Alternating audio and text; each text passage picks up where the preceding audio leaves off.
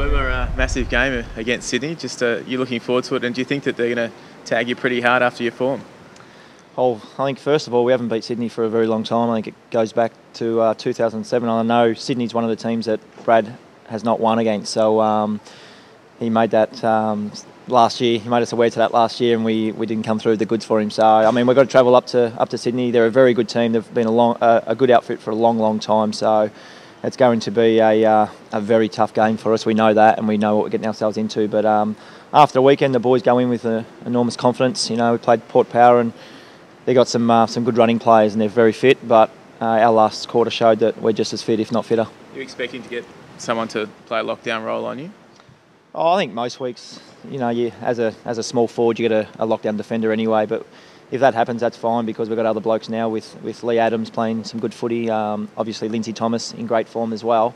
We've got some other guys that can stand up and do the job for us. So whatever happens, happens. Gibson said earlier this week that you had, you know, a really solid pre-season, and so you guys weren't surprised that you were managed to run with Port and run them off. How's everyone sort of pulled up a couple of days after the game, and you know, you're fighting fit into full training, full steam ahead? It is. We only had a light swim yesterday, and so today was the first day back at the footy club, and by all reports, I think Jamie McMillan is the obvious injury out of the game, but everybody else pulled up, so we'll have a full team to pick from. Jack Zeeble is very close to playing, so I mean, he's got to force his way back into the team now, because the other boys have played some good footy. So it's going to be interesting to see how it all works out. But you know, we did have a big pre-season, probably the biggest pre-season I've ever been involved in. So again, we've got an enormous confidence in the way we can run our games. 2 from 2 now. Are you surprised initially after round 1 how quickly criticism set in? I mean, now that you look back at it? Yeah, it's a funny game, football. You win and everyone wants to pat you on the back, and if you lose, the same people want to kick you while you're down. But you know, it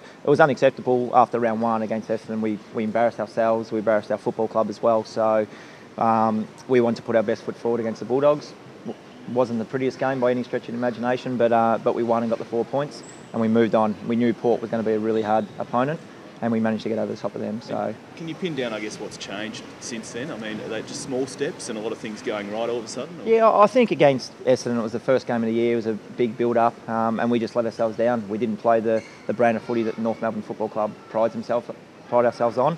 And in the second week, we certainly went back to basics and played the football that we've been practicing over a long pre-season. You lost a lot of close ones last year. Was there any defining difference this time in those last minutes? Oh, it's hard to point a finger at, but I mean, you add a few different blokes. Luke McDonald comes into our team. Nick Dalsano comes in with a lot of poise, a lot of leadership. I'm sure somewhere along the line that would have helped. But I think just the confidence and our young guys. It's been well publicised this week that Bastanak and Cunnington and these type of guys really stood up for us, and that's probably something that we're looking to get improvement from every single week, those type of guys. So when they're leading your possessions, you know, with 30, 28 and 27, it's a promising future for our footy club. Have you had to kick a longer goal than the one in the last quarter? I will say yes. I kicked the barrel against Essendon. Well, it was a long time ago, but I think the thing about that goal was it was good timing, and I obviously backed myself. I was pretty happy when the ball sailed through, though. It was at a critical stage of the game, and I think it put us 8 or 9 points up. And you know, I knew they had to kick 2 goals after that, so it was good timing. Your coach today said that the introduction of the substitute rule could see your career extended even further. How do you see it? Did he say that? Did he? Yep. Oh, that's good. Look, I've only played sub once, and it was last year against the Bulldogs in a NAB Cup game. So I don't know. Look, I'm enjoying my football. I'd like to think that Brad still needs me in the team starting in the 22, in the 21, I should say. And if that happens, I'm happy with that, because I'm still in the 22. I'm still playing for the North Melbourne Football Club, and I believe I'd be able to come on and contribute to us hopefully winning a few games. You said Jack Seaver was really close to coming back. If he does come back this week, just how much of a boost would that be to the side? Look, I said after the game, you know, it was great for our young guys to step up. We had our Andrew Swallow, our captain, out of the team, Jack Zeeble, our vice-captain, out of the team. So just in terms of leadership, it would be great to have him back just on that point. But he was out of the sling today running laps, and seen him grabbing a few footballs as well. So it'll be a massive boost for us, because he's super important for us. We know what he's capable of in close and how hard he is. So it will be a big boost if we can get him back, yeah.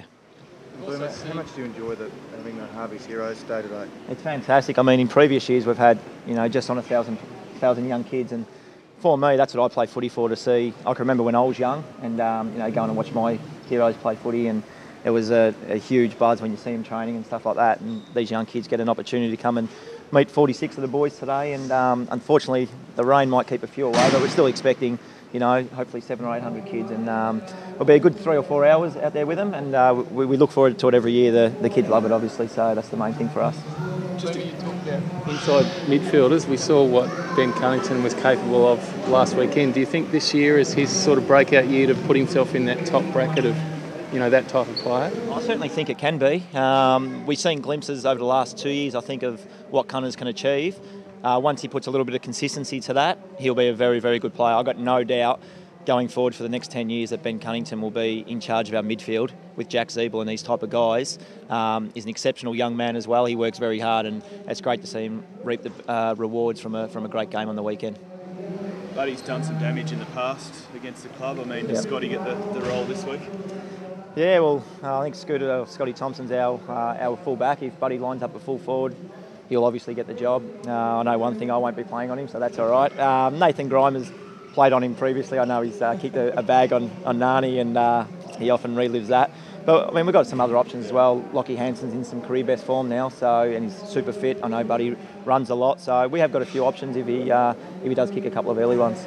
Just a quick one without notice up in Ballarat. Big funding announcement for the stadium up there today from the Labor Party of state politics. Just tell us about Ballarat and the club's involvement up there and how important that is. Yeah, we've been going up there for a few years now in our community camp. It's a great little region for us. They get behind us, and the footy club gets behind Ballarat as well. So it's fantastic news to see the stadium getting the redevelopment and sit some more people there, and hopefully we can play some games up there in the near future, whether it's NAB Cup or AFL games. I'm not too sure how it will all work, but it's a great partnership at the minute, and we're very happy with it as well.